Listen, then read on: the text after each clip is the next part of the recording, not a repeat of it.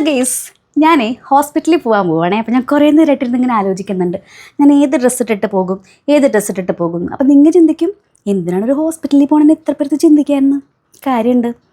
ഇത് കണ്ട എൻ്റെ കയ്യും ഒരു കുരു വന്നതാണ്, കുഞ്ഞു കുരുവായിരുന്നു. പക്ഷേ ഹോസ്പിറ്റലിൽ പോയി കഴിഞ്ഞിട്ടുണ്ടെങ്കിൽ അവർ വലിച്ച് കീറിയാലോ എന്നൊക്കെ വിചാരിച്ചിട്ട് ഞാൻ പോവാണ്ട് വെച്ചുകൊണ്ടിരുന്നത് അത്യാവശ്യം നല്ല രീതിയിൽ വലുതായിട്ടുണ്ട്.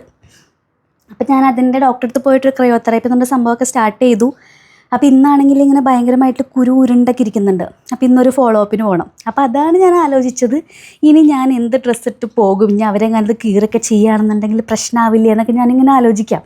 അങ്ങനെ ഫൈനലി ഞാനൊരു ഡ്രസ്സ് കണ്ടുപിടിച്ചു. ഇതാണ് ആ ഡ്രസ്സ്.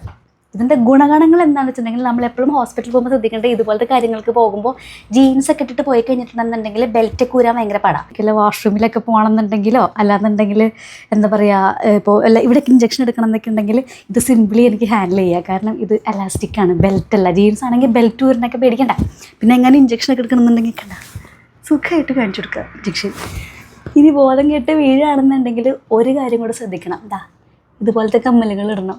കാരണം ഇങ്ങനത്തെ കമ്മലൊക്കെ ഇട്ടുന്ന തല കറങ്ങി വീണിട്ടുണ്ടെങ്കിൽ അവിടെ വീട്ടിലേക്ക് ഇടിച്ച് കുത്തിക്കയറി എന്തിനാ പോലെ. അപ്പോൾ പിന്നെ ഒരു കാര്യം കൂടി ഉണ്ട്, തല വേണ്ട കാണുന്നില്ല അല്ലേ. നമ്മുടെ ഇതിങ്ങനത്തെ ബുഷില്ലേ, ബുഷ്, ഇതിൻ്റെ ഉള്ളിൽ എങ്ങനെ കാണാൻ, ഇങ്ങനത്തെ ബുഷ് ഇടണം. ഇങ്ങനത്തെ ക്ലിപ്പാണ് ഞാൻ ഇടാറ്. അപ്പോൾ ഇങ്ങനത്തെ ബുഷ് ഇട്ട് കഴിഞ്ഞിട്ടുണ്ടെങ്കിൽ തല കറങ്ങി വീഴുമ്പോൾ അതൊന്നും പേടിക്കണ്ട. എങ്ങനത്തെ എൻ്റെ ഐഡിയ?